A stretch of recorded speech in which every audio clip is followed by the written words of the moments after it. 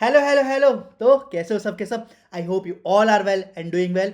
हम अपने question of the series का एक नया क्वेश्चन लेके आए, लेकिन उससे पहले intro. We learn chemistry and we will try to understand each and every concept related to the chemistry.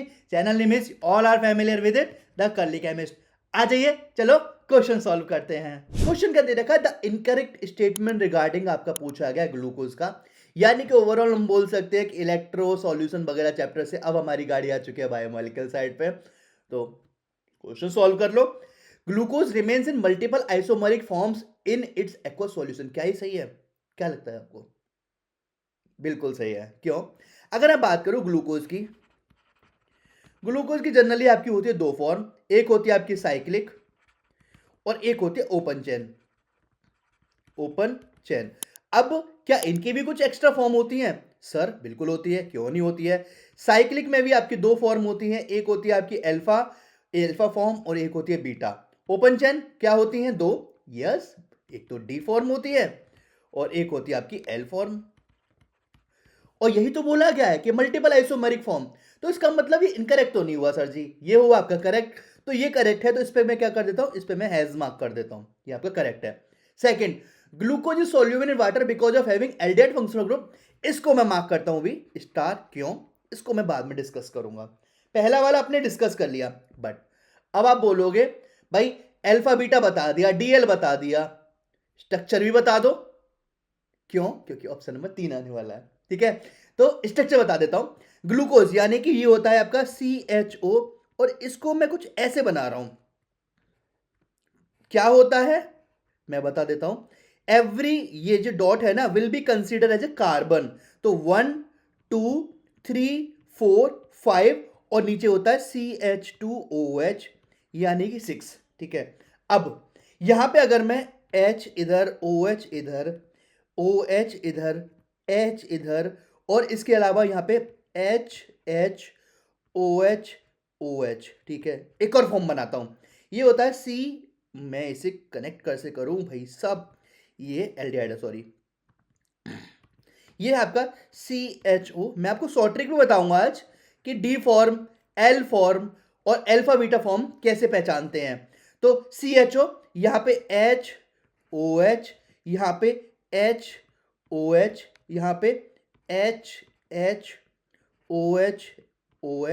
और यहां पे CH2OH। ठीक है, अब साइक्लिक फॉर्म बना लेते हैं।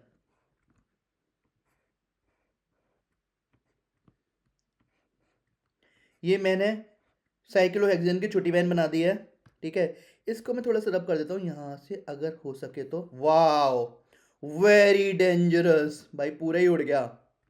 ठीक है, तो देखो यहाँ पे फॉर्म में कार्बन नहीं है, यहाँ पे होता है ऑक्सीजन। ठीक है, क्या होता है सर जी? यहाँ पे होता है ऑक्सीजन, और यहाँ पे आपका एक जगह हो जाएगा H और OH, और एक जगह होता है OH ऊपर और H नीचे। अब यहाँ पे ये होता है CH2OH H, और ये HOH और ये OH H, ये एवरी डॉट ये कंसीडर किए जाएंगे कार्बन। और उसके बाद यहाँ पे होता है आपका हाइड्रोजन और ये होता है OH।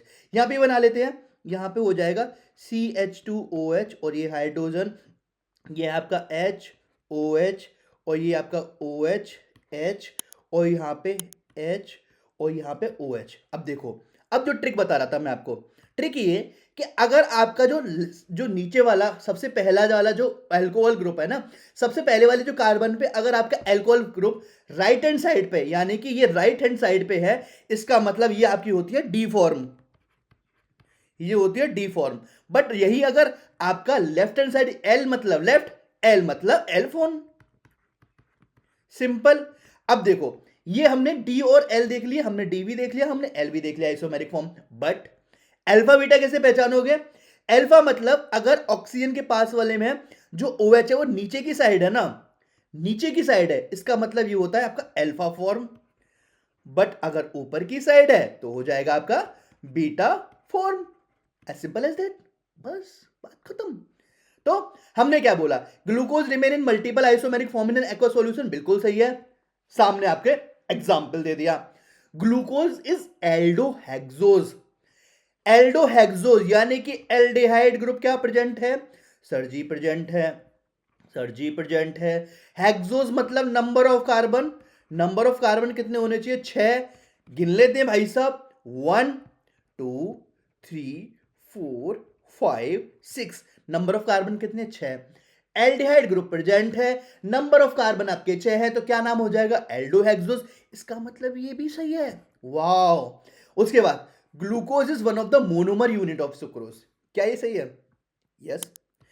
एक डाइसैकेराइड होता है, उसका नाम होता है सुक्रोज, जिसको आप डेली यूज करते हो चाय में, कॉफी में, दूध में, और कभी कभी तो पानी में घोल के पी लेते हैं मुझ जैसे लोग, बचपन में, अभी नहीं। ठीक है, डाइसैकेराइड। डाइसैकेराइड क्या होता है? वो ग्लूको सॉरी वो कार्बोहाइड्रेट जो आपका क्या होता है, दो या दो से ज्यादा, या फिर जनरली हम बोलते हैं दो, दो मोनोमर यूनिट में आपका क्या हो जाएगा? डिसॉल्व हो जाएगा या फिर ब्रीक हो जाएगा। तो सुक्रोज आपका दो मोनोमर यूनिट यानी कि ग्लूकोज एंड फ्रक्टोज बनाता है। दोनों क्या होती है? मोनोमर यूनिट होती हैं। मोनोमर यूनिट मतलब which can't be break further. ठीक है, डाइसैकेराइड मतलब डाई मतलब दो, तो इसका मतलब दो मोनोमर यूनिट बनाएगा। पॉलीमर सैकेराइड मतलब बहुत सारी, मतलब मोर देन टू आपकी आपकी यूनिट बना देगा। तो यस, यहां पे क्या बात की जा रही है? Glucose is one of the monomer unit of sucrose, बिल्कुल सही है। सुक्रोज की मोनोमर यूनिट ग्लूकोज और फ्रक्टोज होती है। ठीक है, वन ऑफ द है तो उसका मतलब ग्लूकोज सही है, तो ये भी आपका बिल्कुल सही है। अब हम बात कर लेते हैं, अब हम बात कर लेते हैं जो आपका क्वेश्चन है ऑप्शन नंबर 2। ये तो आपका सही है। Glucose is soluble in water because of having aldehyde functional group, बिल्कुल गलत। क्यों? ग्लूकोज सॉल्युबल है वाटर क्यों हो जाएगा? एल्डिहाइड ग्रुप की वजह से नहीं हो सकता। एल्डिहाइड ग्रुप में ऐसी कोई पॉसिबिलिटी है भी नहीं, लेकिन पॉसिबिलिटी जो दिख रही है ना वो है ये, सर जी ये ये एल्कोहल दिख गया। और एल्कोहल वाटर में सॉल्युबल क्यों होता है? एल्कोहल वाटर में सॉल्युबल होता है ड्यू टू हाइड्रोजन बॉन्डिंग। और हाइड्रोजन बॉन्डिंग किसकी वजह से हो रही है? हाइड्रोजन बॉन्डिंग हो रही है एल्कोहल ग्रुप की वजह से, ना कि एल्डिहाइड ग्रुप की वजह से। और यहां पे क्या दे रखा है? Aldehyde group. तो यस, यहां पे आंसर जो हो जाएगा वो हो जाएगा option number 2। Thank you. I think आपको ये वीडियो समझ में आई होगी। सो एट लास्ट हम क्या बोलते हैं? सबसे पहले I am wishing you for the best. ठीक है, तो चलो मिलते हैं इसी के लिए चौराहे पे। Bye bye.